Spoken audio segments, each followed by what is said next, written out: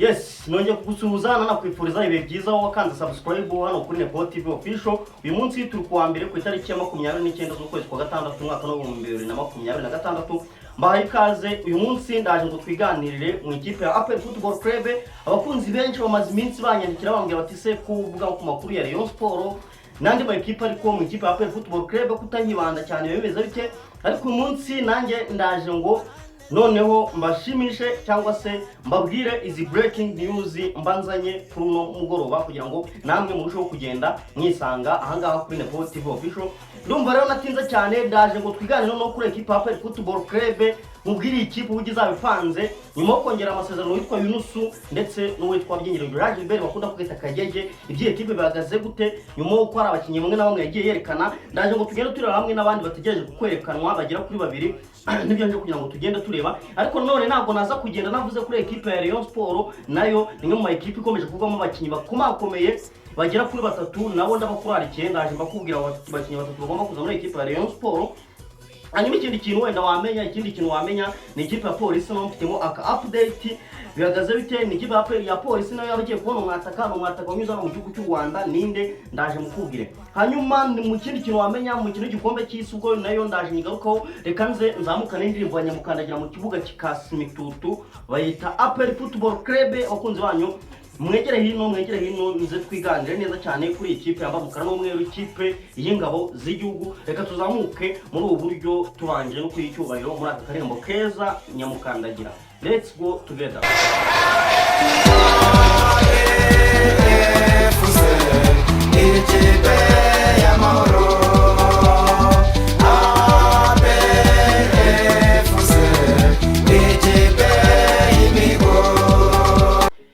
Yes, natinza cyane ndeka mbaye ikaze. Ntabwo umunsi mfite iminota myinshi yo gutinda, nabwiye nini ikiganiro kiri buze kuba kigufi cyane. At least dufite iminota 5 cyangwa 7 yo kuvuga yonyine.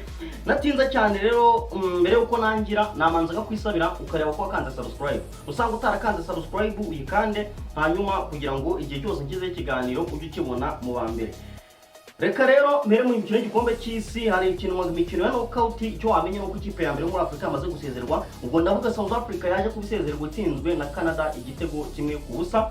Uyu munsi rero nabwo hategerejwe indi mikino. Uyu munsi hategerejwe indi mikino, imikino itegerejwe nakubwira umunsi turi ku itariki 29. No mikino itegerejwe nuko saa 11 Brazil ari gukina n'Abayapani, hanyuma saa 2 n'igice Paraguay na Germany. Ni icyo ngicyo wamenya. Indi mikino izagera ikomeza, tuzandi twigaruka cyo kwa kabiri nko Netherlands izakina na Maroc, hanyuma Sweden n'Abafaransa niyo match ikomeye, na Norvège cyangwa na Ivory Coast inayo ndi match ikomeye zose ziri ku munsi w'ejo. Ibyo tuzagenda tubigarukaho mu minsi iri imbere, mu biganiro nzagenda hora mu minsi iri imbere. Natinza cyane, reka niho utenze nyanyagire mu ikipe ya Police Football Club. Icyo wamenya mu ikipe ya Police Football Club nuko witwa umwataka wigeze kunyura mu ikipe ya APR Football Club ndetse akaba top scorer bamwita Victor Mbawoma Chukwemeka. Uyu nguyu araza kugera i Kigali aje kusinyira ikipe ya Police Football Club kuko ibyibanze bamaze kubyumvikana. Uyu Victor Mbawoma Chukwemeka uyu nguyu araza kugira mu ikipe ya Police tayari. Mumereza muri equipe ya Rayon Sport nze gusoreza muri APR Football Club. Icyo wamenya muri equipe ya Rayon Sport nihuse cyane, Rayon Sport iri mu biganiro na nimero 10 maestro kabisa, nimero 10 ikomeye cyane bamwita Ibrahim Doumbia.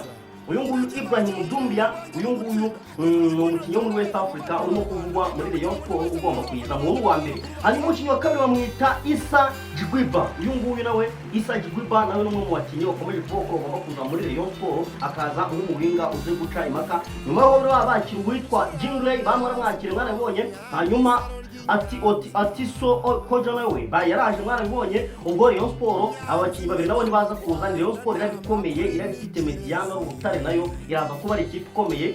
Ubwo nukuvuga ngo Mediano ifite Musanga ikagira abo bakinnyi bandi bakomakomeye barimo batambwe bakitoga n'abandi bakinnyi Rayon Sport yagigenda igura. Rayon Sport izabikomeye kongeraho umuwinga nka Jingley, hanyuma bakaza bafite n'umuwinga babwiye Ibrahim Doumbia cyangwa se uwo muwinga wundi utegereje witwa Issa Djigwiba. Rayon Sport izaba ikomeye cyane. Nibyo biri muri Rayon Sport. Hanyuma mu ikipe ya APR Football Club uyu munsi ikipe ya APR Football Club iri buze kwerekana abakinnyi bakomeye yamaze kumvikana nabo. Nyuma yaho yerekanye bamwe mu bakinnyi bagiye batandukanye, byanze bikunze igitegerejwe no kwerekana bamwe mu bakinnyi bari basigaye bari mu zamu. Hernand Silwane uyu nguyu yerekanwa.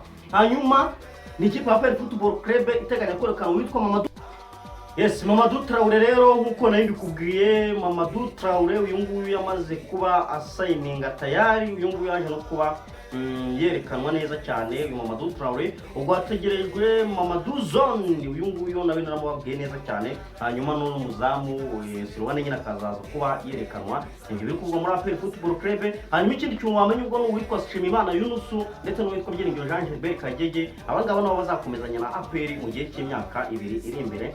Ni ikintu cyiza cyo kwishimira cyane, urumva ko Club Giant nabo biteguye neza cyane, biteguye guhangana ku rwego mpuzamahanga. Nibyo ngibyo nabo mbavugiye, ndatekereza ko ari ibyo ngibyo biri kuvugwa hano iwacu mu Rwanda. Nibyo ngibyo ahubwo ndumva natinze, nabashimira neza cyane.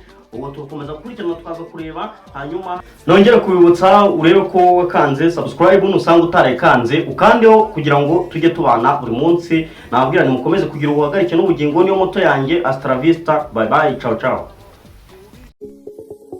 This is Nepo Sport News on Nepo TV official.